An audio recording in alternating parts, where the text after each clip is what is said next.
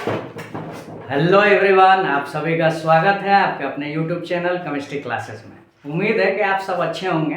तो चलो देखते हैं। पिछले क्लास में हम लोगों ने डिस्कस किया था line spectrum of hydrogen atom. मतलब क्या? Series of hydrogen atom. Spectrum ये है जिसमें मैं आपको बताया था कि अगर इनफाइनाइट से n इक्वल टू 1 पे आए, फिर n इक्वल टू 7 टू किस पे आए? 1 पे आए। n equal to 6 to 1, n equal 5 to 1, 4 to 1, 3 to 1, 2 to 1। तो इस रीजन को, मतलब इस सीरीज को हम क्या कहते हैं? Lyman series. इस सीरीज को क्या कहते हैं? Lyman series. इस क्लास में हम लोग पढ़ने वाले हैं लाइमन सीरीज के बारे में। ठीक है, लाइमन सीरीज के बारे में इस क्लास में हम लोग पढ़ने वाले हैं। अब देखो, मेरा टेक्निक है थोड़ा सा ऐसे करके बताना, क्योंकि बोर्ड के सामने पढ़ा रहे हैं तो ऐसे ऐसे करके बताते हैं। कुछ लोग हो सकता है कि तुम लोग हंसते होंगे, अच्छी बात है, हंसो, लेकिन क्या है कि पढ़ाई पे ज़्यादा फोकस करो।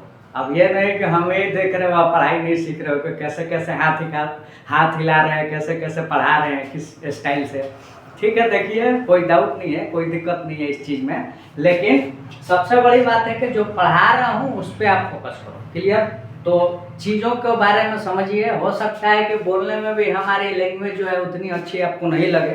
किसी किसी को बोल रहे हैं, बहुत बच्चों को जो हो सकता है कि अच्छा भी लगता हो, किसी किसी बच्चों को हो सकता है पसंद नहीं आती हो मेरे बोलने का स्टाइल।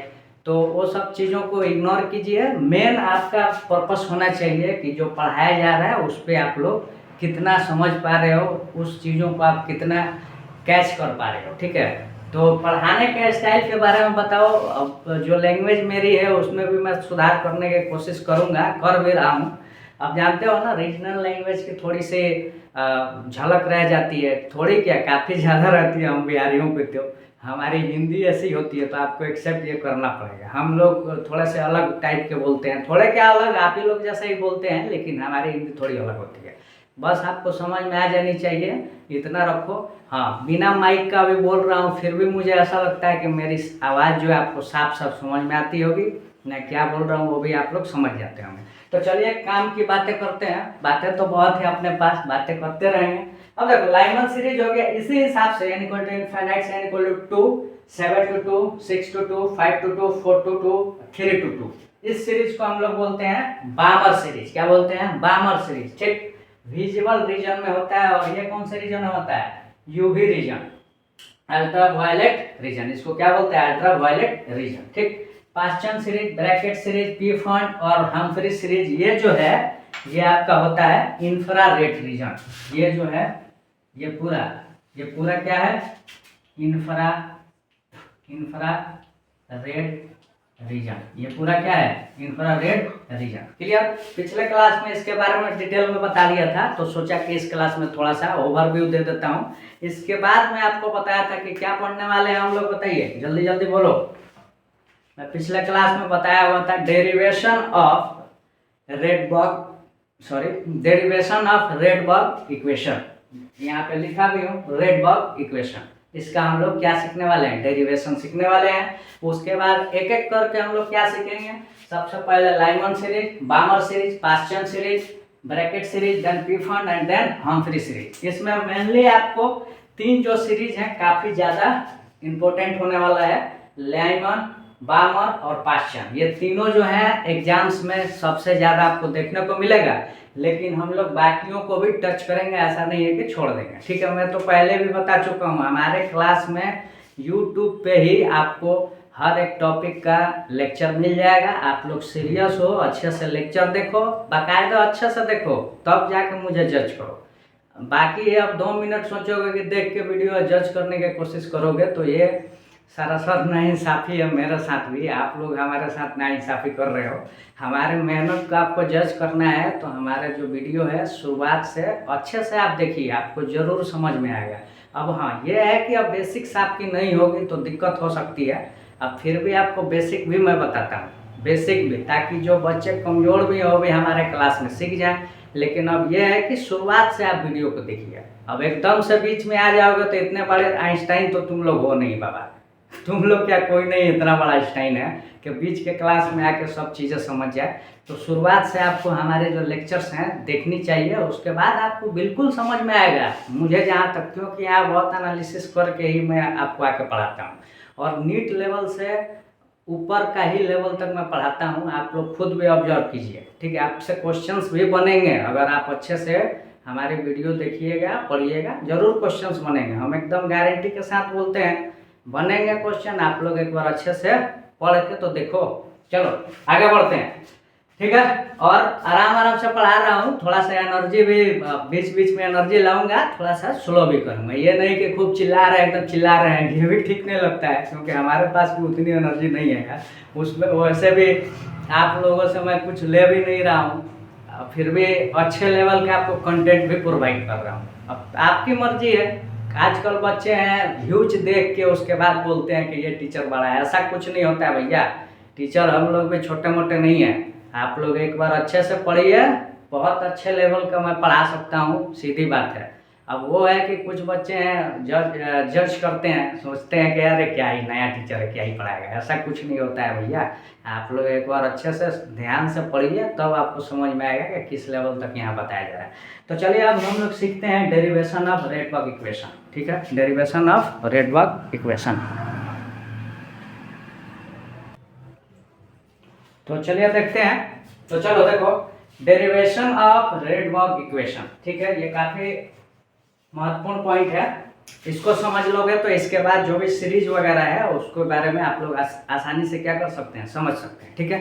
एक बार और समझिए, ये जो है टॉपिक ये हमारे लिए इम्पोर्टेंट है। वैसे बोहर मॉडल भी हम लोग सीख चुके हैं, उससे भी क्वेश्चंस हम बनाए हुए हैं, और इस इक्वेशन से भी हम लोग क्वेश्चंस को क्या कर सकते हैं, आसानी से सॉल्व कर सकते हैं। तो चलो देखते हैं रेडबर्ग इक्वेशन, ठीक।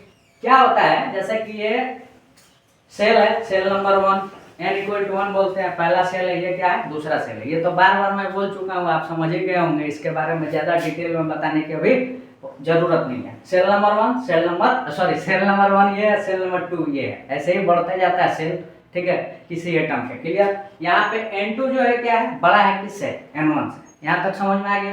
अब देखिए, energy emitted when electron remains to lowest level. जो एनर्जी है क्या होता है, इमिट होता है, इमिट मतलब निकलता है, ठीक। कब, जब इलेक्ट्रॉन, ये इसका मतलब क्या है, electron remains to lowest level, lowest level पे जब रहता है तो एनर्जी क्या होती है, इमिट होती है from higher level is given by, ठीक। तो अगर यहाँ से इलेक्ट्रॉन जंप करके किस पे चला गया, n2 पे, पहले वाले सेल से किस पे इलेक्ट्रॉन जंप करके गया, n2 पे, मतलब सेल नंबर 2 पे, जिसको हम लोग क्या बोलते हैं, फर्स्ट एक्साइटेड स्टेट पे चला गया। तो क्या होता है, ये हम लोग पहले भी देखे हैं, चेंज इन एनर्जी जो है En2 माइनस En1, ये फार्मूला हम लोगों ने पहले भी डिराइव कर रखा है, 13.6 into Z square into 1/n1 square minus 1/n2 square. किसमें हम लोग किए हैं, बोहर मॉडल। किसमें किए हैं, बोहर मॉडल। BM मतलब बोहर मॉडल, ठीक। This energy is emitted in the form of photon. ये एनर्जी किसके फॉर्म में इमिट होती है, फोटोन के फॉर्म में। पहले भी बता चुका हूँ ये बात। ऑब्जर्व भी किसके फॉर्म में होता है, तो फोटोन के फॉर्म में, और इमिट भी किसके फॉर्म में होता है, तो फोटोन के फॉर्म में। क्लियर।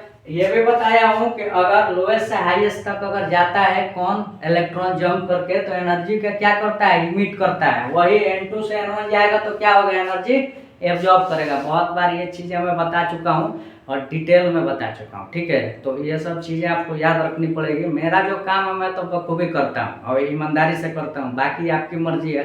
तुम लोग आजकल के बच्चे क्या हो गए हैं ना, बुरा मत मानना, वो चाहते हैं कि कम मेहनत करके हमें ज़्यादा मिल जाए, ऐसा नहीं होता है। ठीक है, अच्छी बात है, अच्छी सोच है, इस सोच को मैं बुरा नहीं बोल रहा हूँ, लेकिन मेहनत तो करना पड़ता है। बिना मेहनत किए कुछ इंसान अचीव नहीं कर सकता है, ठीक है। अचीव करोगे भी तो थोड़ा मोड़ा ही अचीव करोगे। बड़ा आदमी बनने के लिए तो आपको बहुत सारी चीज़ों को पार करना पड़ता है। बहुत सारी चीज़ों का मतलब बहुत सारी चीज़ें हैं, बहुत सारे रोड़े होते हैं, उसको आपको पार करके जाना पड़ता है। ऐसे ही कोई बड़ा नहीं बनता है भैया, सिर्फ लक से नहीं कोई बड़ा बन सकता है। लक तो चाहिए ही, लेकिन मेहनत काफ़ी ज़्यादा चाहिए, लगातार चाहिए। क्योंकि कुछ भी बड़ा सोचने के लिए आपको क्या होता है, बहुत सारे रोडों को क्या करना पड़ता है, क्रॉस करना पड़ता है। बाधाएं बहुत आएंगी आपके सामने, बहुत बाधाएं आएंगी। आप हमेशा कभी कभी डिमोटिवेट हो जाइएगा, छोड़ दूँ, वैसे ही फिर करते रहोगे तो इंसान आगे बढ़ जाता है। जैसे मुझे ही ले लो एग्जाम्पल के तौर पर, मैं दूसरे का क्या एग्जाम्पल दूँ, खुद का मेरा अपना एग्जाम्पल है ये यूट्यूब का जर्नी है, बहुत डिफ़िकल्ट जर्नी है, आसान जर्नी नहीं है, मुझे बहुत अच्छे से पता है। लेकिन हाँ, यकीन है हमें, मुझे अपने पे खुद पे यकीन है कि हाँ, मेहनत करके मैं अच्छा कर सकता हूँ। आपको पढ़ा रहा हूँ, ये कोई ख़राब काम थोड़ी कर रहा हूँ। ज्ञान देना सबसे बेस्ट काम है और इजी काम नहीं है। किसी भी बात को दूसरे के दिमाग में डाल देना, ये one of the toughest task होता है। जो पढ़ाने का मतलब है कि आप अपनी बातों को क्या कर रहे हैं, दूसरों के दिमाग में डाल रहे हैं, समझा रहे हैं, ट्रांसमिट कर रहे हैं।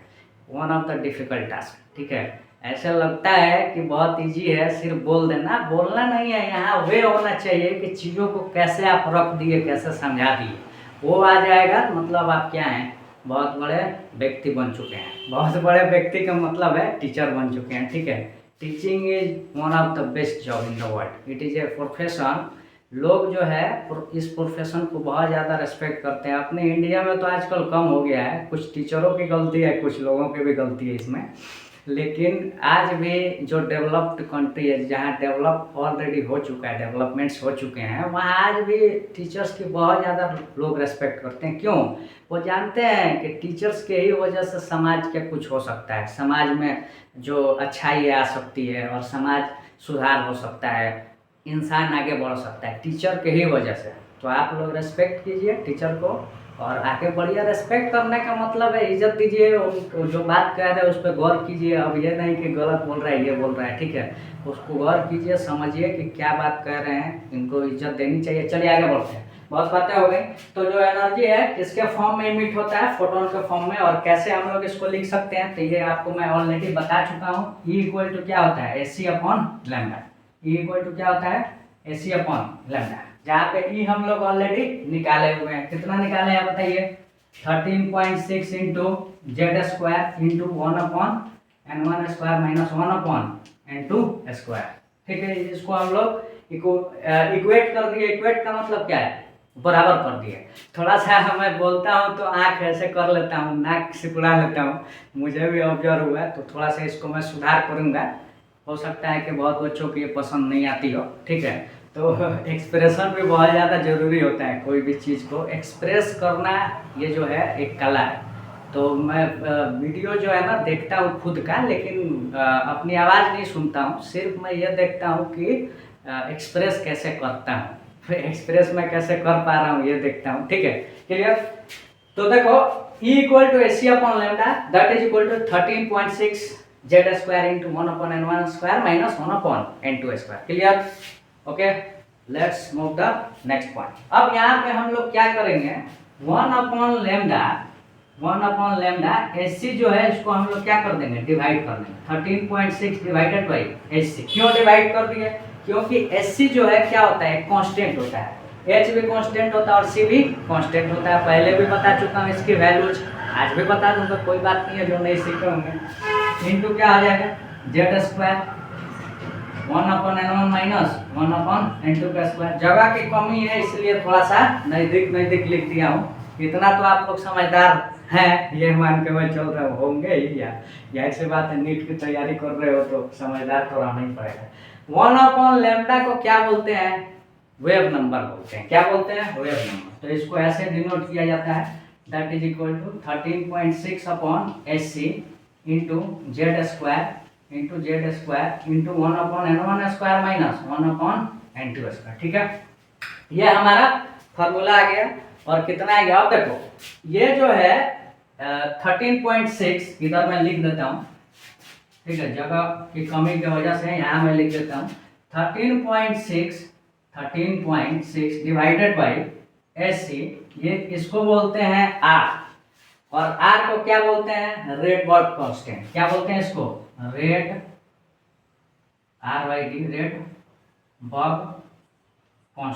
Rydberg constant. इसको क्या बोलते हैं, फिर से सुन लो, 13.6 अपॉन AC को हम लोग R बोलते हैं, रेडबर्ग कांस्टेंट। और इसकी जो यूनिट होती है, इसकी यूनिट इधर लिख देता हूँ, चलो जाकर यहीं लिख देते हैं। यूनिट जो है, यूनिट मीटर इनवर्स होता है। क्या होता है, मीटर इनवर्स, ठीक है। यूनिट इसका क्या होता है, रेडबर्ग कांस्टेंट का मीटर इनवर्स। क्लियर? वहां लिख दिया हूँ साइड में। थोड़ा सा देखो, छोटा सा बोर्ड है, बहुत सारी चीज़ें आपको पढ़ानी पड़ती है, तो इतना एडजस्टमेंट कीजिए। अभी हमारे पास उतना इकोनॉमिकली मैं अभी स्ट्रॉन्ग नहीं हूँ, खुद अपनी बात कर रहा हूँ, घर की बातें नहीं कर रहा हूँ। घर वाले हो सकता है कि होंगे स्ट्रॉन्ग, मुझे खुद से मतलब अभी फ़िलहाल मैं चाहता हूँ कि अपने दम पे कुछ किया जाए। ठीक है, हमारी अपनी सोच है, हो सकता है हमारी सोच से आप इत्तेफाक नहीं रखते हो, ठीक है, लेकिन मेरा अपना सोच है, रेस्पेक्ट कीजिए मेरी सोच का। मुझे ऐसा लगता है, ठीक है, मुझे ऐसा लगता है कि मैं खुद से करूँगा तो प्राउड फील करूँगा एक दिन, और हम मेरे ऊपर लोग भी प्राउड फील करेंगे। मेहनत कर रहा हूँ, अब ये है कि हो सकता है डेडिकेशन की हमारे अंदर कमी आपको लगे कि लगातार वीडियो नहीं डालता हूँ, लेकिन कभी कभी सिचुएशंस भी ऐसी आ जाती है कि लगातार इंसान वीडियो नहीं डाल सकता है। समझ में आ रहा होगा ये बातें, क्योंकि देखो यहाँ स्कूल्स वगैरह है, खुद की स्कूल है, ठीक है, यहाँ पे क्लासेस भी चलती रहती हैं, और उसके बाद मैं खुद भी क्लासेस लेता हूँ। हमारे पास बच्चे आते हैं ऑफलाइन क्लासेस कोचिंग्स वगैरह करने, तो इसलिए हमें टाइम उतना नहीं मिल पाता है। जब टाइम मिलता है तो मैं खुद भी कोशिश करता हूँ कि वीडियो डाला जाए, मुझे भी मज़ा आता है पढ़ाने में। अभी मुझे पता है कि अभी मुझे इससे कोई फ़ायदा नहीं हो रहा है, लेकिन ये ज़रूर उम्मीद है कि आने वाले समय में कुछ ना कुछ ज़रूर फ़ायदा होगा। अब उसमें आप लोगों का ही योगदान चाहिए। अगर स्टूडेंट्स लाइक करेंगे, मतलब एज ए टीचर हमारी पढ़ाई पसंद आएगी, तो मज़ा आने वाला है आप लोगों को भी और मुझे भी मज़ा आएगा। थोड़ा सा मोटिवेशन मिलेगा, क्योंकि मोटिवेट आप ही लोग करने वाले हो मुझे। इंट्रिंसिक मोटिवेशन तो है, इंटरनल मोटिवेशन हमारे पास है, लेकिन एक्सटर्नल मोटिवेशन आप ही लोग हो, जिसको बोलते हैं एक्सट्रिंसिक मोटिवेशन। इंग्लिश में क्या बोलते हैं? एक्सट्रिंसिक मोटिवेशन, ठीक है। तो आप लोग ही हो, और जैसे आप लोग देना चाहते हो, मुझे मोटिवेट करना चाहते हो, कीजिए। चलिए आगे बढ़ते हैं। ये जो हो गया आपका क्या, 13.6 upon AC equal to R हो गया, ठीक। अब यहाँ पे हम लोग फॉर्मूला हमारा आ गया, देखिए क्या, न्यू इक्वल टू हो गया 1/r, ये पूरा क्या हो गया R Z square into 1/n1 square minus 1/n2 square, ठीक है। ये फॉर्मूला हमारे पास क्या आ गया, रेडबर्ग इक्वेशन, यही होता है। ये क्या होता है, रेडबर्ग इक्वेशन। फिर से सुन लो, nu bar equal to 1/r into Z square into 1/n1 square minus 1/n2 square. आपके सामने मैं इक्वेशन डेराइव कर चुका हूँ, डेरिवेशन ही हो रहा है किसका, रेडबर्ग इक्वेशन का, ठीक है। फिर से सुन लीजिए, nu bar equal to 1/r into Z, 1/r नहीं होता है, एक मिनट एक्सक्यूज मी, गलती हो गया, 1/r नहीं, इसको पूरे को हम लोग क्या लिए हैं, r लिए हैं, तो यहाँ पे क्या लिखोगे, r लिखोगे, ठीक है। थोड़ा सा मिस्टेक हो गया, माफ करना, कभी कभी गलती हो जाती है यार, टीचर ही हैं, हमसे भी गलती हो जाती है। अब ऐसा नहीं है कि कुछ बच्चे हैं थोड़ा सा मिस्टेक हो गया तो लगते हैं ये करना है, टीचर को क्यों गलती करोगे, अरे ऐसा नहीं है, हमसे भी गलती हो सकती है, बड़े बड़े टीचर से भी गलती हो सकती है। 50 साल के एक्सपीरियंस हो तो क्या हो गया, मिस्टेक को एक्सेप्ट करना चाहिए इंसान को, बड़प्पन इसी में है। बड़े लोग वही होते हैं जो खुद की गलतियों को एक्सेप्ट कर लें, ठीक है। छोटे लोग जो होते हैं, छोटे सोच के वो अपने मिस्टेक्स को मतलब उनको दिमाग में आ जाता है हमसे क्यों मिस्टेक हो सकता है, ऐसा नहीं है, मिस्टेक हो सकती है, आप उसको सुधार कीजिए, और जो तुरंत माफ़ी मांगिए, भाई यार गलती हमसे हो गई, मैं तो तुरंत माफ़ी मांगता हूँ। अब हो सकता है कि आप बहुत लोग बोलते होंगे अरे तो माफ़ी मांग रहा है टीचर हो गया, ऐसा नहीं है, टीचर है तो क्या हो गया, गलती हो गई तो सॉरी बोल सकते हैं। चलो आगे बढ़ते हैं। न्यू बार इक्वल टू होता है R Z square into 1/n1 square minus 1/n2 square. 1/r नहीं होगा, यहाँ पे 13.6 SC को हम लोग क्या माने हैं, आर माने हैं, जिसको क्या बोलते हैं, रेडबर्ग कांस्टेंट बोलते हैं। आर को क्या बोलते हैं, रेडबर्ग कांस्टेंट। अब कितना होता है ये अभी मैं आपको ये मिटा कर समझा देता हूँ। तो देखो ध्यान दो, इधर देखो, चले देखिए, तो ये तो हो गया है न्यू बार कितना आ गया, न्यू बार आ गया are Z square into 1/n1 square minus 1/n2 square. इसी को हम लोग क्या बोलते हैं, रेडबर्ग इक्वेशन, रेडबर्ग इक्वेशन, इसी को हम लोग क्या बोलते हैं, रेडबर्ग इक्वेशन। फिर से सुन लीजिए, ये है आपका क्या, Rydberg equation. Nu bar that is equal to R Z square into 1/n1 square minus 1/n2 square, इसी को क्या बोलते हैं, रेडबर्ग इक्वेशन बोलते हैं। समझ में आ गया बात? तो चलो देखते हैं आगे। जहां पे आर जो होता है क्या होता है, रेडबर्ग कांस्टेंट होता है, पहले ही लिख चुका हूं। वैल्यू कितनी होती है 13.6 divided by H C, 13.6 divided by H C. 13.6 ये जो है किसमें रहता है, इलेक्ट्रॉन वोल्ट में। तो इलेक्ट्रॉन वोल्ट को जूल में बदल देंगे हम लोग। क्या करते हैं 13.6 जूल में बदलने के लिए इलेक्ट्रॉन वोल्ट को क्या करते हैं 1.6 इंटू 10⁻⁻19 से क्या कर देते हैं बताइए, मल्टीप्लाई। ये तो पहले भी कॉन्सेप्ट बता चुका हूँ, तो बार बार एक ही कॉन्सेप्ट को मैं नहीं दोहराने वाला हूँ। अरे यार ऑलरेडी 5 बार 6 बार बता चुका हूँ, अब तुम लोग याद ही नहीं रखोगे तो हमारी थोड़ी गलती है। यहाँ इलेक्ट्रॉन वोल्ट होता है, मल्टीप्लाई कर दोगे तो किस में आ जाएगा, जूल में, और डिवाइडेड बाई ये आ गया आपका किस में, जूल में, divided by H C. H की वैल्यू भी मैं बता चुका हूँ कितनी होती है, प्लैंक कांस्टेंट होता है। ये क्या होता है एच, प्लैंक कांस्टेंट 6.63 इंटू 10⁻⁴ होता है ये, जल्दी अरे बोलो बोलो, -34 होता है। कितना होता है -34। और सी क्या है, स्पीड ऑफ लाइट। सी क्या है, स्पीड ऑफ लाइट। कितना होता है 3 इंटू 10⁸8, 3 इंटू 10⁸8। फिर से सुन लो, एच क्या है, पहले ही हम लोग डिस्कस कर चुके हैं बहुत अच्छे से डिटेल में। एच जो होता है 6.63 इंटू 10⁻⁻34 होता है। Clear, 6.63 into 10⁻⁻34। और सी क्या है, speed of light, that is equal to 3 into 10⁸8। ठीक है, 3 इंटू 10⁸8। ठीक, तो ये मल्टीप्लाई हो गया। अब किस में आ गया, जूल में। किस में आ गया, जूल में। तो ये कॉन्सेप्ट आपको याद होना चाहिए। और डिवाइडेड बाई, ये तो जूल में आया, और ये किस में आया, इसको हटा दो, ये आ जाता है, पहले ही बता चुका हूँ, मीटर इनवर्स में। किस में आ जाता है, मीटर इनवर्स में। ठीक है, इतना ज्यादा हम लोग डिटेल में नहीं समझने वाला है कि इसका यूनिट क्या है, इसका यूनिट क्या है। आपको सिर्फ ये याद रखना है कि रेडबर्ग जो कांस्टेंट है उसकी यूनिट जो होती है किस में होती है, मीटर इनवर्स में। क्लियर। अब यहाँ पे देखो, जब कैलकुलेशन करोगे तो आर की जो वैल्यू आएगी, मैं डायरेक्ट लिख देता हूँ ताकि हमारा टाइम जो है बचे। यहाँ पे आपसे ये नहीं पूछने वाला है एग्जाम में कि कैसे लाया गया। ठीक है, आपको डायरेक्ट एग्जाम में आर की वैल्यू पुट करना पड़ेगा। क्यों, क्योंकि डेरिवेशन नहीं पूछने वाला है नीट एग्जाम में। क्लियर, नीट एग्जाम में क्या पूछेगा, क्वेश्चंस के थ्रू आपसे इसका इस्तेमाल करा सकता है। क्वेश्चन के थ्रू आर की वैल्यू आपसे क्या कर सकता है, इस्तेमाल करा सकता है। क्लियर। तो देखो यहाँ पे जब कैलकुलेशन करोगे तो लगभग जो आर आएगा 1.1 इंटू 10⁻⁷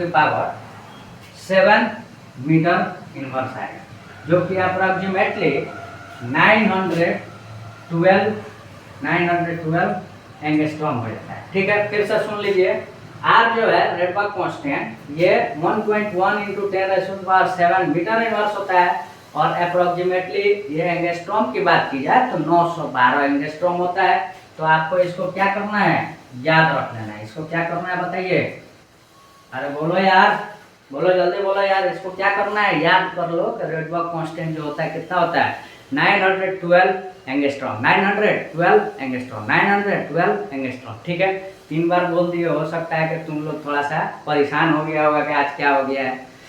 ठीक है, तो यहाँ पे आपको याद रखना है 912 एंगस्ट्रॉम क्या होता है, आर होता है, रेडबर्ग कांस्टेंट। ठीक है, तो इस पे हम लोग अभी क्या देखने वाले हैं, एक दो क्वेश्चंस, एक दो नहीं सिर्फ एक ही क्वेश्चन देखेंगे। टाइम ज़्यादा वेस्ट करके कोई फायदा नहीं है। इस पे वैसे भी क्वेश्चंस वगैरह आने के कम चांसेस हैं, लेकिन ये जो इक्वेशन है ये इस्तेमाल होता है किसमें, जब हम लोग सीरीज पढ़ेंगे, लाइमर सीरीज, बामर सीरीज, ठीक है, पास्चन सीरीज, पी फंड, ये सब पढ़ेंगे तो उसमें क्या होने वाला है, इस्तेमाल होने वाला है। ठीक, तो चलिए आगे बढ़ते हैं।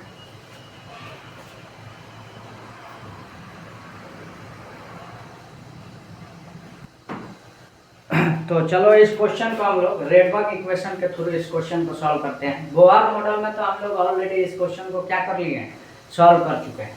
तो चलिए देखते हैं, calculate wavelength of photon emitted when electron returns to ground state from first excited state. ठीक है, तो चलो इसको थोड़ा सा डिटेल में बताते हैं। ये है ग्राउंड स्टेट और ये क्या है, फर्स्ट एक्साइटेड स्टेट। ठीक है, n=1 मतलब क्या होता है, ग्राउंड स्टेट, n=2 मतलब क्या होता है, फर्स्ट एक्साइटेड स्टेट होता है। ये क्या है आपका ग्राउंड स्टेट है, ये क्या है, फर्स्ट एक्साइटेड स्टेट है। तो कह रहा है कि इलेक्ट्रॉन जो है फर्स्ट एक्साइटेड स्टेट से किस पे जा रहा है, जंप करके ग्राउंड स्टेट पे जा रहा है। तो उसमें फोटोन का वेवलेंथ बताना है। क्या होता है फोटोन, जो है एनर्जी को क्या कर लेता है, एब्जॉर्ब कर लेता है। कब, जब हायर लेवल से इलेक्ट्रॉन किस पे जाता है, लोअर लेवल पर जाता है। ये पहले भी बता चुका हूँ, फिर से बता दे रहा हूँ। क्लियर। तो इसमें हम लोग बोहर मॉडल इस्तेमाल करके भी इस क्वेश्चन को क्या कर सकते हैं, Bohr model, Bohr model, BM मतलब बोहर मॉडल। क्लियर। तो इसमें आपको मैं फार्मूला ऑलरेडी बताया हूँ। यहाँ पे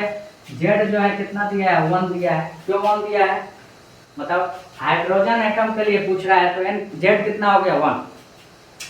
N1 कितना दिया है, 1 दिया है। क्यों 1 दिया है, क्योंकि ग्राउंड स्टेट पे जा है। ठीक है।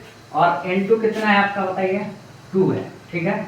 हायर लेवल को, लोअर लेवल को N1 से डिनोट करते हैं, हायर लेवल को N2 से डिनोट करते हैं। ये पहले भी बता चुका हूँ। ठीक। तो N1 कितना हो गया 1, N2 कितना हो गया 2। क्लियर। अब मैं आपको बताया हूँ फार्मूला, चेंज इन एनर्जी जो होती है कितनी होती है, En2 माइनस En1।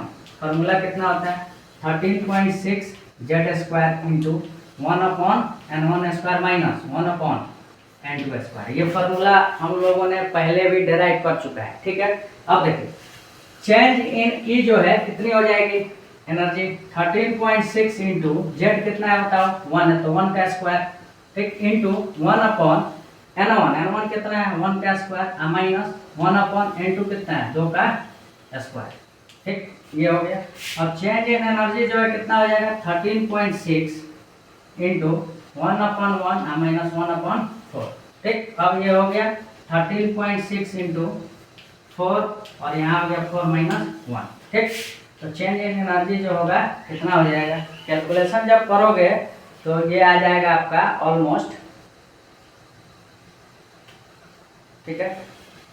अच्छा, ये इतना करने की जरूरत नहीं है, ये तो हम लोग कौन सा फार्मूला यूज कर लिए, इतना करने का जरूरत नहीं है। इससे भी सॉल्व कर सकते हो, लेकिन शॉर्टकट में मैं आपको बताया हूँ। इससे सॉल्व करोगे तो आंसर आ जाएगा आपका 10.2 इलेक्ट्रॉन वोल्ट। ठीक है। इससे सॉल्व करोगे तो एक शॉर्टकट में बताया हूँ कि फार्मूला अगर आप आपको अगर कॉमन सेंस नहीं पता है तो आप फार्मूला से निकालिए। तो फार्मूला आपको पहले बता दिया, अब हम लोग किससे सॉल्व करेंगे, कॉमन सेंस से। ठीक। चलो तो ये मिटा देता हूँ, कॉमन सेंस देखते हैं।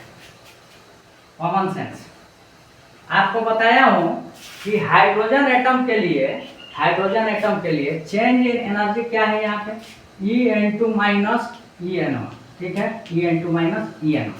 तो En2 माइनस क्या होता है En1। तो ऊपर से क्या आ रहा है, नीचे आ रहा है। तो मैं बताया हूँ n=2 पे हाइड्रोजन एटम के लिए एनर्जी कितनी होती है, बताइए। आपको पता होगा माइनस कितना है, -3.4। ये आपको बोला भी हूँ कि याद रखना है। ठीक है। बकायदा इसका क्या बनाया था, आपको सीरीज भी बना के बताया था, ऐसे ऐसे करके। n=1 होगा तो एनर्जी हाइड्रोजन के लिए कितनी होगी, -13.6। और n=2 होगा तो कितना होगा, -3.4। ठीक। माइनस ये फॉर्मूले का साइन, और माइनस कितना हो जाएगा n=1 पे -13.6। क्लियर। -13.6। अब देखो -3.4 माइनस माइनस क्या हो जाएगा, +13.6। जब कैलकुलेशन करोगे तो कितना आ जाएगा 10.2 इलेक्ट्रॉन वोल्ट। ये क्या निकल गया, चेंज इन एनर्जी। एनर्जी आपकी निकल गई कब, जब इलेक्ट्रॉन n=2 से जंप करके किस पर चला गया हो, n=1 पे चला गया हो, तो एनर्जी कितनी होगी 10.2 होगी। ये कौन से मॉडल से, बोहर मॉडल से। अब हम लोग क्या सीखने वाले हैं, रेडबर्ग इक्वेशन के थ्रू भी हम लोग इसको क्या कर सकते हैं, सॉल्व कर सकते हैं। तो हमारे पास अरे तो ये तो अब क्या निकला है, अब एनर्जी निकली है, लैम्डा भी हम लोग निकाल सकते हैं। किससे, बताओ बताओ फॉर्मूला बताओ जल्दी जल्दी। 1240 बाई क्या होता है, 1240 बाई लेमडा होता है ई। तो लेमडा क्या हो जाएगा 1240 बाई ई हो जाएगा। अरे फार्मूला बताया था यार, E होता है 1240 अपॉन लेमडा। लेमडा किस में होता है, नैनोमीटर में। ये शॉर्टकट आपको बताया था अगर याद होगा तो। ठीक। तो यहाँ पे जो लेमडा निकलेगा किस में निकलेगा, नैनोमीटर में। तो 1240 डिवाइडेड बाई ई कितना है 10.2 इलेक्ट्रॉन, सॉरी इलेक्ट्रॉन वोल्ट नहीं होगा, किसमें होगा ये नैनोमीटर में। किसमें होगा, नैनोमीटर में। तो अप्रोक्सीमेटली जो वैल्यू आएगी ये आपकी आ जाएगी 1200 नहीं 24, एक मिनट हाँ 121.56 नैनोमीटर में आ गया। ठीक है, अब इसको तुम लोग चाहोगे तो किस में लिख सकते हो, एंगस्ट्रॉम में भी लिख सकते हो। तो 121 1215 देख लो इधर, 1215 एक इधर चला जाएगा, 1215.61 एंगस्ट्रॉम हो जाएगा। 1215.61 एंगस्ट्रॉम हो गया अप्रोक्सीमेटली वैल्यू। किससे, बोहर मॉडल से। किससे हम लोग सॉल्व कर लिए इसको, बोहर मॉडल से ये आपका आ गया। अब हम लोग सीखने वाले हैं रेडबर्ग इक्वेशन से इसी क्वेश्चन को सॉल्व करना। ठीक है, थोड़ा सा फास्ट पढ़ा रहा हूँ क्योंकि ऑलरेडी ये सब चीज़ें सीखे हुए हैं, तो इसमें ज़्यादा टाइम दे के कोई फायदा नहीं है। कौन जज करेगा अच्छा हमें, मुझे कौन जज अच्छा करेगा एज ए टीचर, जो थोड़ा बहुत पढ़े हो तब। अब एकदम से कुछ नहीं आएगा, लुलू पुच्चू हो। लुलू पुच्चू हमारे भोजपुरी में बोला जाता है कि बउआ बउआ आपको आता ही नहीं है तो दिक्कत होने वाली है। अभी नीट की तैयारी करने वाले हो और जेई वगैरह की, तो थोड़ा सा तो एक्टिव रहना पड़ेगा, आपको सीखना पड़ेगा चीज़ें, डिफिकल्ट चीज़ें, कॉन्सेप्चुअल चीज़ें। ठीक है, तो चलिए अब हम लोग सीखेंगे रेडबर्ग इक्वेशन। इधर जगह है, इधर हम लोग सॉल्व करते हैं। ठीक है, जगह है तो इधर ही सॉल्व करते हैं। फार्मूला हमारे पास है रेडबर्ग इक्वेशन का फार्मूला। ठीक, 1/λ इक्वल टू क्या होता है, आर जेड स्क्वायर इंटू क्या होता है 1/n1 square minus 1/n2 square. ठीक है, ये फार्मूला कुछ देर पहले मैं क्या किया था, डिराइव किया था। 1/λ इक्वल टू हो जाएगा आर, अभी बताया था रेडबर्ग कांस्टेंट कितना होता है, बोलो जल्दी बच्चों। अरे रेडबर्ग कांस्टेंट कितना बताए थे, चलो अभी इसको रहने दो, आर को आर ही रहने दो, बाद में पुट कर लेंगे। जेड कितना है 1 का स्क्वायर, और n1 कितना है बताइए 1 है, 1 का स्क्वायर है, माइनस n2 कितना है 2 का स्क्वायर। ठीक, अब ये हो जाएगा 1/λ आर 1 स्क्वायर 1 होता है, 1 इंटू आर कितना हो जाएगा आर हो जाएगा, ये 1/1 माइनस 1/4। 1/λ इक्वल टू क्या हो जाएगा आर इंटू 4, एलसीएम ले लो, 4 माइनस 1 कितना हो जाएगा 3/4 आर हो गया। आर के वैल्यू बताया था 112 कितना होता है एंगस्ट्रॉम, अभी कुछ देर पहले बताया था, डिवाइडेड बाई 4। जब डिवाइड करोगे कैलकुलेशन करोगे तो ये कट जाएगा, कितना हो जाएगा 304 नहीं होगा, एक मिनट, हाँ अच्छा हाँ थोड़ा सा मिस्टेक हो गया। देखो इधर हमें क्या निकालना है, हमें निकालना है 1/, इधर देखिए इधर हमें लैम्डा निकालना है, लेकिन ये क्या होता है 1/λ होता है। तो यहाँ से लैम्डा कितना हो जाएगा बताओ, ऊपर कर दो 4/3 और नीचे क्या हो जाएगा आर। अच्छा समझ में आ रहा है, 1/λ है तो लैम्डा कितना हो जाएगा 4/3 है। तो यहाँ पे लैम्डा तुम लोग निकाल सकते हो 4/3, और आर कितना होता है बताइए, आर कितना होता है अभी बताए थे, आर की वैल्यू जो होती है, एक मिनट 1/r की वैल्यू होती है, थोड़ा सा करेक्शन कर लेना, उस समय में बताया था आपको आर की वैल्यू 912 एंगस्ट्रॉम नहीं होता है, आर की वैल्यू 912 एंगस्ट्रॉम नहीं होता है। फिर से सुन लो, 1/r की वैल्यू कितनी होती है, 1/r की वैल्यू कितनी होती है, एक बार करेक्शन कर लेना। इससे पहले जब आर में बताया था रेडबर्ग इक्वेशन में, जस्ट पहले बताया था, डायरेक्ट लिख दिया था, वो r इक्वल टू जो होता है 112 नहीं होता है, 1/r इक्वल टू कितना होता है 112 एंगस्ट्रॉम होता है। तो यहाँ पे r equal to 1/r equal to कितना हो जाएगा 112 एंगस्ट्रॉम। ठीक, तो ये कट जाएगा कितना 304, और जब मल्टीप्लाई करोगे तो 12 से कितना हो जाएगा 16 एंगस्ट्रॉम हो जाएगा, क्या लैम्डा। ठीक है, समझ में आ गया। फिर से सुन लो, एक बार और समझा देते हैं। आर नहीं होता है 912, 1/r होता है 912 एंगस्ट्रॉम। ठीक है, 1/r होता है 912 एंगस्ट्रॉम, फिर से बोल दिया। ठीक है, तो उसको थोड़ा सा करेक्शन आप लोग कर लीजिएगा, मिस्टेक कभी कभी हो जाती है। ठीक है, तो चलो बाकी मेरे से मिस्टेक कभी कभी होता है, लेकिन ये नहीं कि मैं तुरंत पकड़ भी लेता हूँ, आप लोग ये ध्यान दिए होंगे, क्योंकि ऑनलाइन बच्चे यहाँ तो बैठे नहीं हैं और ऑनलाइन पढ़ा रहा हूँ जिसमें वीडियो रिकॉर्डेड है, तो आप लोग जो बताओगे थोड़ी हमें। अब क्या होता है कि अब डायरेक्टली ऑनलाइन चलता है तो बच्चे बोल देते हैं कि सर वहाँ मिस्टेक हो गया, उसको सुधार कर लीजिए, हो जाता है टीचर से कभी कभी मिस्टेक। तो चलो आगे बढ़ते हैं। अब हम लोग सीखने वाले हैं डिस्क्रिप्शन ऑफ सीरीज। जैसे कि सब सीरीज के बारे में तो पहले भी आपको बताया हूँ, लाइमन सीरीज, बामर सीरीज, तो एक एक करके हम लोग इसके बारे में सीखते हैं। तो चलिए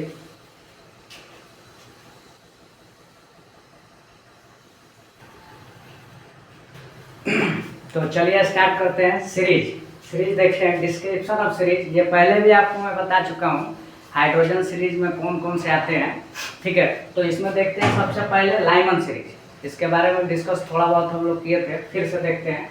the series obtained when electron returns to ground state from any excited state. कहने का मतलब है कि कोई एक्साइटेड स्टेट से जब इलेक्ट्रॉन ग्राउंड स्टेट पे आ जाता है तो उसी को हम लोग क्या बोलते हैं, उस सीरीज को क्या बोलते हैं, लाइमन सीरीज बोलते हैं। जैसे कि एग्जांपल में यहाँ देख सकते हो, ये एक न्यूक्लियस है, ठीक है। किसी भी हाइड्रोजन एटम की यहाँ बात की जा रही है, तो हाइड्रोजन एटम का ये मान लो क्या है, न्यूक्लियस है। ये है ground state, that means n=1। ये क्या है, फर्स्ट एक्साइटेड स्टेट। ये क्या है, सेकंड एक्साइटेड स्टेट। ये क्या है, थर्ड एक्साइटेड स्टेट। n=4। ऐसे ही बढ़ते जा रहा है, n= क्या जा रहा है, इनफाइनाइट तक, ठीक। तो ये पहला जो लाइन है, ये फर्स्ट लाइन कहाँ से कहाँ तक आ रहा है, n=2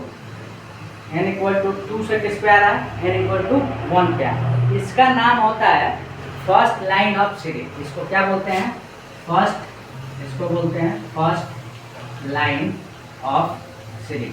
क्या बोलते हैं इसको, फर्स्ट लाइन ऑफ सीरीज, जिसको लिखा जाता है अल्फा लाइंस। इसको और क्या बोला जाता है, अल्फा लाइंस भी बोला जाता है। तो फर्स्ट लाइन ऑफ सीरीज को क्या बोला जाता है, अल्फा लाइन। सिमिलरली ये n=2 से 1 तक है, मतलब सेकंड एक्साइटेड स्टेट से कहाँ है, फर्स्ट ग्राउंड स्टेट पर। फर्स्ट एक्साइटेड नहीं, सेकंड क्या, एक्साइटेड स्टेट से ग्राउंड स्टेट पे जब आएगा तो उसको हम लोग क्या बोल देंगे, second line of series. Second line of series को हम लोग LOS से भी लिखेंगे। लाइन ऑफ सीरीज को क्या लिखेंगे, LOS से भी लिखेंगे। इसको क्या बोलते हैं, बीटा। क्या बोलते हैं, बीटा लाइंस बोलते हैं, ठीक। इसी हिसाब से n=4 से लेकर कहाँ तक है, ग्राउंड स्टेट। मतलब थर्ड एक्साइटेड स्टेट से किस पे आ रहा है, ग्राउंड स्टेट पे।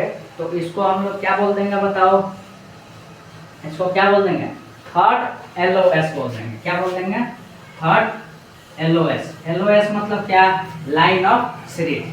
इसको हम लोग क्या नाम दे सकते हैं, बीटा के बाद गामा लाइंस नाम दे सकते हैं। बीटा के बाद क्या नाम दे सकते हैं, गामा लाइंस, ठीक है। इसी हिसाब से इनफाइनाइट से कहाँ पे आ सकता है, कहाँ पे आ सकता है, ग्राउंड स्टेट पे। तो इसी सीरीज को हम लोग क्या बोलते हैं, लाइमन सीरीज बोलते हैं। मतलब कोई भी एक्साइटेड स्टेट से क्या होता है, इलेक्ट्रॉन जो है रिटर्न होता है कहाँ पे, ग्राउंड स्टेट पे, तो एक सीरीज बन जाता है। उसी सीरीज को हम लोग क्या बोलते हैं, लाइमन सीरीज बोलते हैं। और ये कौन से रीजन में होता है, तो यूवी रीजन में होता है। याद करने वाला ये भी पॉइंट है कि ये जो सीरीज है कौन से रीजन में पाया जाता है, तो अल्ट्रा वायलेट रीजन में ये पाया जाता है, ठीक है। समझ में आ गया। यहाँ पे हम लोग एक चीज और देखते हैं, n1 कितना होगा, 1 होगा। क्यों, क्योंकि ग्राउंड स्टेट पे है।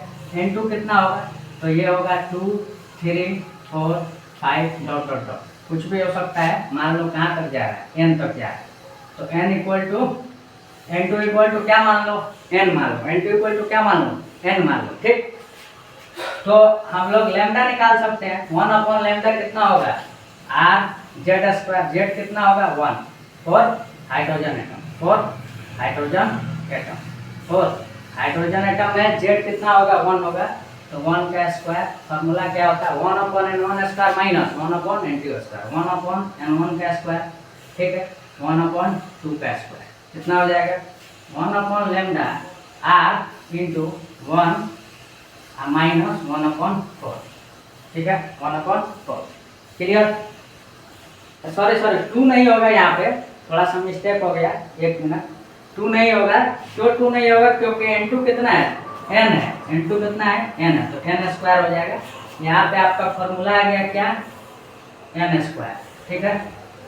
1/λ जो है R इंटू 1 माइनस n का स्क्वायर हो गया। क्लियर।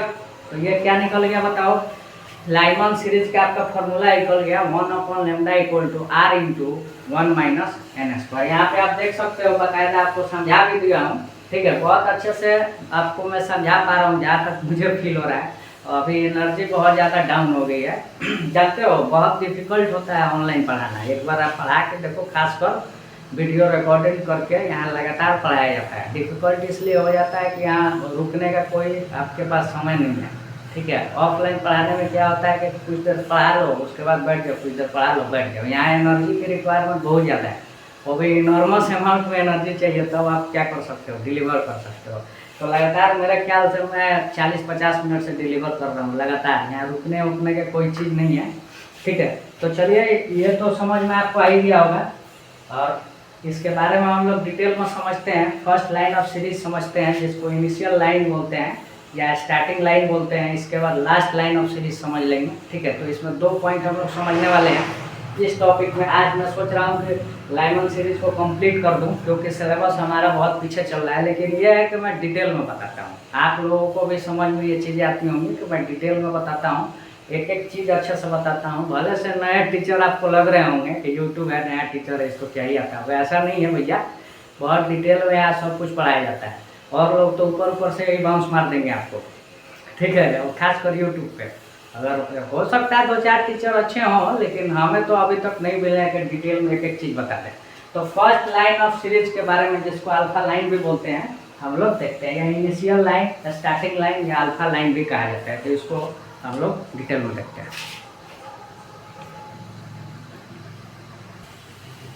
तो चलिए देखते हैं, यह है first line of series. First line of series को इनिशियल लाइन भी बोलते हैं, या स्टार्टिंग लाइन भी कहते हैं, या अल्फा लाइन भी कहते हैं, ठीक है। फिर से सुन लो, ये है आपका फर्स्ट लाइन ऑफ सीरीज, जिसको इनिशियल लाइन, स्टार्टिंग लाइन या अल्फा लाइन कहते हैं। किसका फर्स्ट लाइन की बात हो रही है? लाइमन सीरीज के फर्स्ट लाइन की बात हो रही है, ठीक है। यहाँ पे आप लोग बाकायदा समझ लीजिए किसकी बात हो रही है, लाइमन सीरीज की, ठीक है। जिसमें it is also known as line of E minimum, nu minimum और लैम्डा क्या है, मैक्सिमम। जो फर्स्ट लाइन जो होता है, फर्स्ट लाइन ऑफ सीरीज जो होता है, इसमें एनर्जी जो होती है मिनिमम होती है, और फ्रीक्वेंसी भी क्या होती है, मिनिमम होती है। वेवलेंथ क्या होता है, मैक्सिमम होता है। क्लियर? इसमें देखो n1 तो कभी भी 1 होगा, लाइमन सीरीज है, तो n2 क्या हो जाएगा, 2 हो जाएगा। क्यों? क्योंकि फर्स्ट लाइन जो है, फर्स्ट लाइन ऑफ सीरीज, ये n = 2 से लेकर कहाँ तक रहता है, ग्राउंड स्टेट तक। मतलब फर्स्ट एक्साइटेड स्टेट से लेकर ग्राउंड स्टेट तक।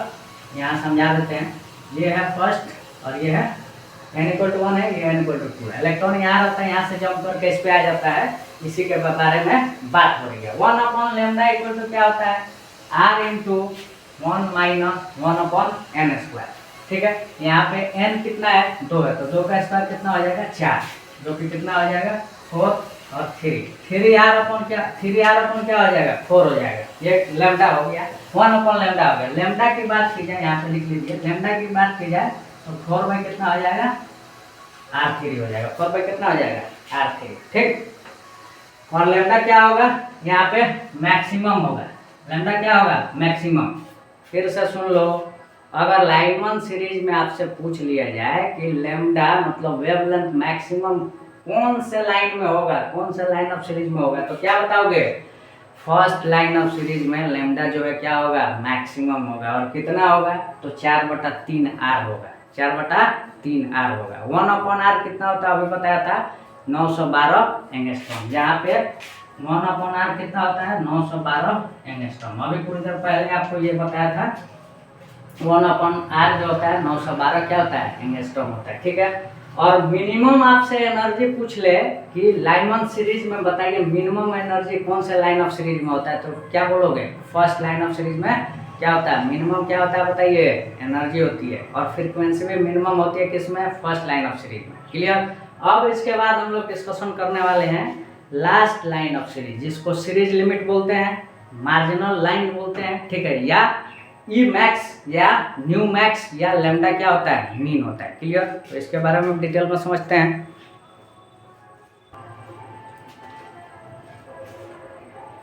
तो चलिए देखिए, ये है last line of series. Clear? जिसको हम लोग क्या बोलते हैं, सीरीज लिमिट बोलते हैं या मार्जिनल लाइन बोलते हैं। क्लियर? फिर से सुन लो, लाइमन सीरीज का ये लास्ट लाइन ऑफ सीरीज है, जिसको सीरीज लिमिट या मार्जिनल लाइन भी कहा जाता है। It is also known as line of E max, nu max और लैम्डा मीन। मतलब यह कि एनर्जी इसमें जो रहती है इस लाइन में मैक्सिमम होती है, क्लियर। और फ्रीक्वेंसी भी क्या होती है, मैक्सिमम होती है। जब फ्रीक्वेंसी मैक्सिमम होगा तो वेवलेंथ क्या होगा, मिनिमम होगा। फार्मूला हम जानते हैं, equal to AC upon lambda. Nu और मतलब फ्रीक्वेंसी और वेवलेंथ जो है रेसिप्रोकल होता है, सॉरी रेसिप्रोकल नहीं, क्या होता है, डायरेक्टली प्रोपोर्शनल नहीं होता है, इनवर्सली प्रोपोर्शनल होता है। कैसे, यहाँ पे देख लीजिए, E equal to AC upon lambda और ई इक्वल टू क्या होता है, एच न्यू होता है, क्लियर। तो जो न्यू है it is inversely proportional to lambda होता है। तो जब न्यू बढ़ेगा तो लैम्डा क्या होगा, घटेगा। ये मैं पहले भी डिस्कस कर चुका हूँ, फिर से दोबारा बता दिया। तो चलिए आगे बढ़ते हैं, देखते हैं इस पॉइंट को। थोड़ा सा हो सकता है कि आपको फास्ट लगे, लेकिन फास्ट पढ़ाता हूँ कभी कभी, लेकिन ऐसा नहीं है कि आपको समझ में नहीं आता है, वो मेरा ख्याल से आपको समझ में आता होगा। तो चलिए ये देखिए, लाइमन सीरीज में N1 जो होता है वो क्या होता है, फिक्स होता है, क्योंकि ग्राउंड स्टेट तक आना ही है इलेक्ट्रॉन को। तो N1 क्या हो जाएगा, 1 होगा। N2 यहाँ पे क्या लेना है, लास्ट लाइन है, मतलब N2 कितना होगा, इनफाइनाइट होगा। अरे लास्ट लाइन है तो N2 क्या होगा, इनफाइनाइट। आपको बताया भी था कुछ देर पहले। ऐसे करके चलो एक बार और समझा देते हैं। ये first line, second, third, fourth और ऐसे यहाँ तक जा रहा है। n इक्वल टू ये इनफाइनाइट है, ये n इक्वल टू 4 है, n इक्वल टू 3 है, n इक्वल टू 2 है और ये n इक्वल टू 1। ये है आपका फर्स्ट लाइन, ये क्या है सेकंड लाइन, ये क्या है थर्ड लाइन और ये क्या है last line. Last line of series है, ये क्या है, लास्ट लाइन ऑफ सीरीज है। क्लियर, समझ में आ गया। लाइमन सीरीज की बात हो रही है। अब फॉर्मूला हम जानते हैं, Rydberg equation 1 upon lambda equal to क्या होता है, R Z square into 1 minus, यहाँ पे हम लोग हाइड्रोजन एटम की ही बात कर रहे हैं। ये किसकी बात कर रहे हैं, हाइड्रोजन एटम की। तो जेड कितना हो जाएगा, 1 का स्क्वायर कितना हो जाएगा, 1। तो फार्मूला अभी कुछ देर पहले राइट किया था, किसी भी लाइन के लिए लाइमन सीरीज में फार्मूला क्या होता है, 1 upon lambda equal to R into 1 minus N square, R into 1 minus N square. यहाँ पे एन के जगह पे क्या है बताइए, इनफाइनाइट है, तो इनफाइनाइट का स्क्वायर इनफाइनाइट हो जाता है, मतलब ये r इंटू 1 माइनस कितना हो जाएगा 0, किसके बराबर हो गया, r के बराबर हो गया। तो 1 अपॉन लैम्डा किसके बराबर हो गया, r के बराबर। तो लैम्डा इक्वल टू कितना हो जाएगा 1 अपॉन r, जो कि किसके बराबर होता है 912 एंगस्ट्रॉम होता है। क्लियर, 912 क्या होता है एंगस्ट्रॉम। तो कहने का मतलब है फॉर लाइमन सीरीज लैम्डा जो है कहाँ से कहाँ तक रहेगा, लैम्डा जो है कहाँ से कहाँ तक रहेगा, मिनिमम वैल्यू आपको मैं बताया हूँ अभी कुछ देर पहले निकाला था, 4/3 r से लेकर कहाँ तक रहेगा, r तक। ठीक है, 1/1/r। ठीक है, मिनिमम वैल्यू ये है, मिनिमम ये नहीं है, एक मिनट उल्टा लिख दिया हूँ। ठीक है, अरे फर्स्ट लाइन ऑफ सीरीज में लैम्डा क्या होता है, मैक्सिमम होता है, इस लाइन में क्या होता है, मिनिमम होता है। तो क्या हो जाएगा, लैम्डा जो है, लैम्डा क्या होगा बताओ, सबसे ज्यादा किसका होगा 4/3r, और इसमें क्या हो जाएगा 1/r। ठीक है, फिर से सुन लीजिए एक बार, फिर से सुन लो। यहाँ पे लाइमन सीरीज है, लैम्डा जो है मिनिमम अभी मैं बताया हूँ, कितना होगा बताओ, कितना होगा 1/r होगा। मिनिमम किस इस कंडीशन में होगा, किस कंडीशन में, लास्ट लाइन में लैम्डा जो है मिनिमम होगा, कितना होगा 1/r होगा। मैक्सिमम किस कंडीशन में होगा, तो फर्स्ट लाइन ऑफ सीरीज में कुछ देर पहले बताए थे। तो लैम्डा की जो वैल्यू होगी 1/r से लेकर 4/3r तक होगी।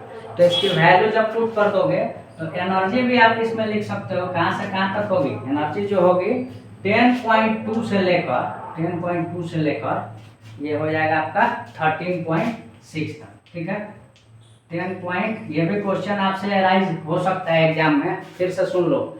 ये थियोरेटिकल टाइप के क्वेश्चंस नीट में पूछा जा सकता है कि लाइमन सीरीज के लिए जो एनर्जी है कहाँ से कहाँ तक बिलोंग होगा, तो 10.2 से लेकर कहाँ तक 13.6 तक हो सकता है। ठीक है, अगर लैम्डा की यहाँ बात की जाए, लैम्डा की एंगस्ट्रॉम में, तो एंगस्ट्रॉम जो है 1/r आपको बताया हूँ 912 होता है। 1/r कितना होता है 912 एंगस्ट्रॉम होता है। और 4/3r को जब मल्टीप्लाई करोगे तो ये आपका आ जाएगा 1216। कितना? 1216। ठीक है। तो लैम्डा जो है वैल्यू में बोल सकते हो 912 एंगस्ट्रॉम से लेकर 912 एंगस्ट्रॉम से लेकर 12 से कितना हो सकता है 16 एंगस्ट्रॉम तक हो सकता है। अरे वैल्यू पुट कर दो यार, 1/r कितना होता है 912। जब पुट करोगे तो ये हो जाएगा 912, इसको कैलकुलेशन करोगे तो 12 से 16 एंगस्ट्रॉम हो जाएगा। ठीक है। काफ़ी थक चुके हैं, बहुत ज़्यादा पढ़ा दिए हैं आज। थोड़ा सा 1 मिनट आराम कर लेने दो लेकिन इसमें एनर्जी बहुत ज़्यादा लूज होती है, क्या ही बताया जाए। एक बार वीडियो बना के देखो, किसी भी काम में डिफ़िकल्टी है और पढ़ाने में बहुत ज़्यादा बोलना पड़ता है।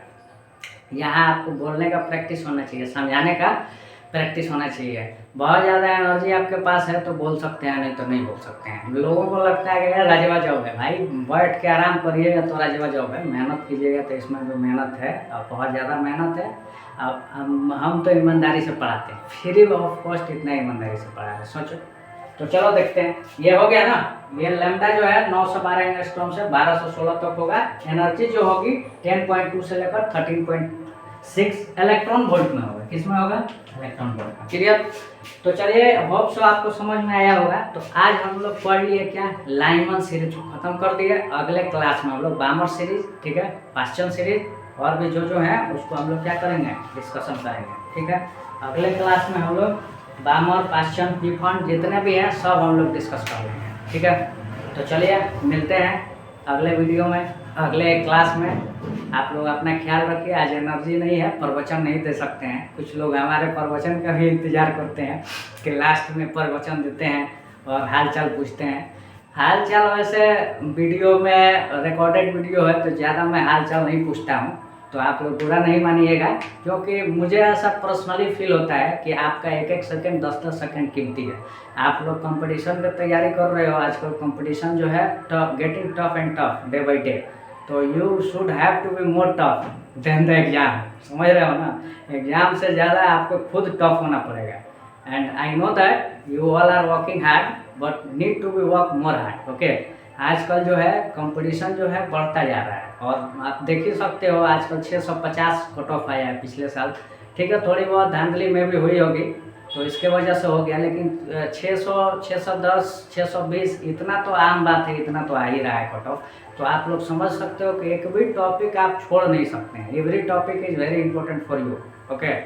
एंड दिक्कत यह है कि आप लोग सब्जेक्ट से डरते हो, मुझे पर्सनली फील होता है। आप लोग फिजिकल केमिस्ट्री से डरते हो, फिजिक्स से डरते हो। नीट वाले स्टूडेंट की बात हो रही है, तो आपको डरना नहीं है।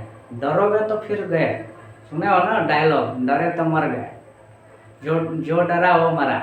वही बात है, इसमें डरना नहीं है। ये भी आसान चीज़ें हैं, लेकिन यही है कि थोड़ा सा आपको मेहनत, एफर्ट डालना पड़ेगा। हमारे साथ रहिए, इतने एफर्ट करके हम आपको सिखा रहे हैं तो आपका तो काम फिर भी आसान है। आप बकर बकर करते रहते हैं, कोई फ़ायदा नहीं है। तब भी अभी तक तो कोई फ़ायदा नहीं दिख रहा है। आने वाले समय में हो सकता है कि मुझे फ़ायदा हो, लोग रिकॉग्नाइज करें कि हार्ड वर्किंग है, मेहनती है, अच्छा पढ़ाता है, बोलने में अच्छा है, सब कुछ अच्छा है। ठीक है, ये आप रिकॉग्नाइज कीजिए। हो सकता है कि अभी उतनी प्रैक्टिस नहीं है बोलने की, लेकिन मुझे तो लगता है कि बोल पाता हूँ और रुकता भी नहीं हूँ, लगातार बोलता हूँ। और यहाँ पे हमारे पास डिजिटल बोर्ड भी नहीं है कि कोई दिक्कत होगी ना। एडिट करते हैं वीडियो, डायरेक्ट पढ़ाते हैं, डायरेक्ट डालते हैं।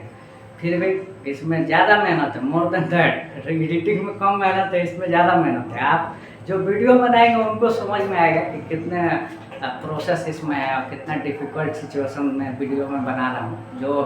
जो वीडियो बनाता है उसको समझ में आएगा। खैर 75 वीडियो हमारा कंप्लीट हो चुका है। ये आज का वीडियो जो है 76वां वीडियो है और लगातार वीडियो मैं बनाऊंगा, कल भी परसों भी। अभी लगातार आपको 14 तारीख 15 तारीख तक वीडियो देखने को मिलेगा। कोशिश करूंगा कि अगर ज़्यादा टाइम मिले तो 2-2 वीडियो डालूँ। ठीक है, ये हमारा अपना सोच है कि 2 वीडियो भी डालेंगे तो भी कम है आप लोगों के लिए, क्योंकि सिलेबस तो ऐसे भी बहुत धीरे धीरे पढ़ा रहा हूँ। वैसे मेरा रिकॉर्डेड वीडियो है, हमारे साथ ज़्यादा अभी बच्चे भी नहीं जुड़े हैं। थोड़ा सा और बच्चे जुड़ेंगे तो मज़ा आएगा। एफर्ट तो मैं डाल ही रहा हूँ, लेकिन वही है कि कुछ बच्चे जो हैं 2 मिनट 1 मिनट वीडियो देखते हैं और बंद कर देते हैं। इतना मेहनत कर रहे हैं, हमारे लिए तो कम से कम देखो, इतनी सारी चीज़ें आपको सिखा रहे हैं, फ्री ऑफ कॉस्ट दे रहे हैं। ठीक है, इतना लगातार कोई आपको नहीं सिखाने वाला है यूट्यूब पे। मुझे तो पर्सनली नहीं फील होता कि इतना कोई डिटेल में आपको फिजिकल केमिस्ट्री या यूट्यूब चैनल पर पढ़ाया होगा। हो सकता है 2-4 पढ़ाए होंगे, आपको पता होगा तो बताइए, नहीं तो वन शॉट ही देखने को मिलता है, 2 घंटे में पूरा सिलेबस खत्म। ऐसा थोड़ी होता है यार, हम लोग पागल बैठे हैं कि लगातार एक ही टॉपिक को इतना देर तक पढ़ा रहे हैं। आप ही लोगों के लिए पढ़ा रहे हैं, फ्री ऑफ कॉस्ट में आप बहुत चीज़ें सीख सकते हो, अच्छा सीखते हो, अच्छे लेवल का आप ज्ञान ले सकते हो। आप गरीब बच्चों के लिए मैं कुछ कर रहा हूँ अपनी नुकसान करके, तो आप लोग समझो इस बात को कि आप हमसे बहुत सारी चीज़ें सीख सकते हो। मोटिवेट करो तो उल्टा डिमोटिवेट करते हो। खैर चलिए, कोई बात नहीं है, मिलते हैं अगले वीडियो में, तब तक के लिए बाय, जय हिंद।